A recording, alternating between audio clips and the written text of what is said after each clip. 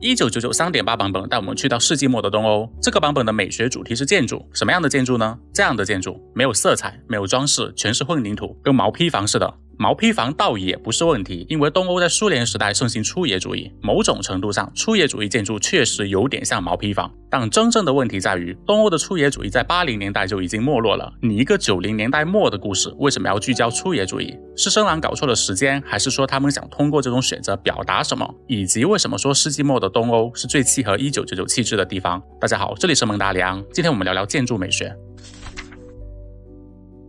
我们先讲讲什么是粗野主义。粗野主义发源于西欧，它的理念是材料诚实。什么意思呢？就是这个建筑用了什么材料，它就需要表现出这种材料。钢材、玻璃、清水混凝土，外露的管道和建筑结构，不刷粉，不贴墙纸。我们保留了建筑材料本身的质感，这样你才知道我们用的是混凝土。粗野主义在60年代传入东欧，当时正是苏联的鼎盛时期。东欧放大了粗野主义的另外一个特点，那就是尺度，巨大的尺度。用国家力量建起来的各种宏伟建筑，巨大沉重，宛如雕塑和纪念碑，结合建筑材料的粗粝质感，给人一种强烈的压迫感和庄严感。我们来看 3.8 版本里的建筑，这些建筑带有明显的粗野主义特征，光感很素，只有混凝土的质感，只有最基本的几何形状，但尺度很大，硬朗的结构和线条，开阔的空间，巨大的墙体，这样的建筑给人一种宏伟神圣的感觉。墙面上留下的混凝土浇筑时模板的接缝痕迹和对拉螺栓的孔位，粗野主义很喜欢这种保留施工痕迹不加掩饰的做法。但其实不止 3.8 的建筑，我之前讲拉普拉斯美学时提过，基金会的建筑也是带有强烈的苏联风格。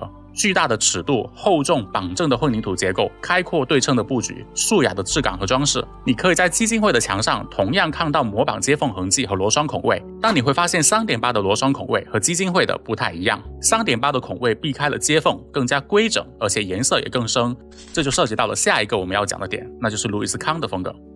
路易斯康的建筑墙面螺栓孔通常经过精密的排布，并且用铅塞进行填充，形成一种像棋盘一样的布局，并在阳光照射下呈现出金属的质感。这种结构即装饰的理念对后世影响巨大，很多当代的清水混凝土建筑都会用这种设计。除了螺栓孔， 3.8 里其实还有很多致敬路易斯康的设计，比如三角网格的天花板致敬的是康在耶鲁大学美术馆的设计，以及淡化的功能设计。康追求建筑的精神表达，所以有时候会弱化建筑的功能性。剧情里奠基石走进建筑，第一句话就是吐槽看不出来这个建筑的目的是什么。此外，建筑上有很多几何形状开孔，这也是康经常用的设计。这些基本的几何形状表达的是秩序，是原始的法则，是哲学和精神理念的象征。但更重要的，这些几何挖孔是光线进入室内的方式。路易斯康建筑最迷人的地方就是对光线的使用，他喜欢开顶光，让光线从上倾泻而下，营造出神圣感。这就是为什么这版本我们修复的是穹顶，穹顶就是康最喜欢的采光方式之一。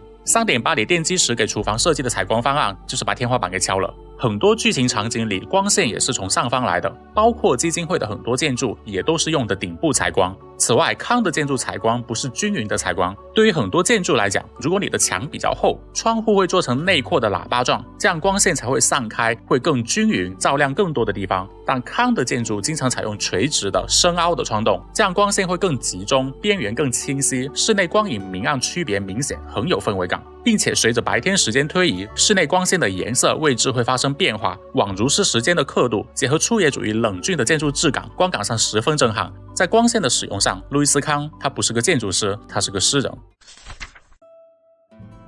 回到我们最开始的问题，为什么这个版本要用粗野主义和路易斯康的风格？粗野主义一开始在东欧流行，是因为契合苏联的理念。这种朴实的风格象征着平等，象征着服务大众而非服务精英趣味，象征着苏联和东欧对乌托邦的理想。这个版本的故事发生在一个东欧工业小镇，这个小镇以及小镇上的居民曾经为乌托邦的理想发光发热，但当这个理想轰然倒塌时，这一切都被扫进了历史的垃圾堆。但更要命的是，旧的世界倒塌，但新的世界并没有建立起来。世纪末的东欧处于一种停滞和衰退的状态，可以说是世纪末地球上最痛苦的地方之一。感觉全世界都穿上了新衣服，准备好迎接新世纪了，只有东欧像是被落下了，被落在了上个世纪。我们都说1999一写东欧一写苏联就开窍，但与其说制作组喜欢东欧，不如说东欧最契合1999的气质，因为1999讲的就是一个无法抵达未来的故事，一个看着自己熟悉的世界轰然倒塌的故事。3.8里这群从暴雨中幸存的人是整个东欧的缩影，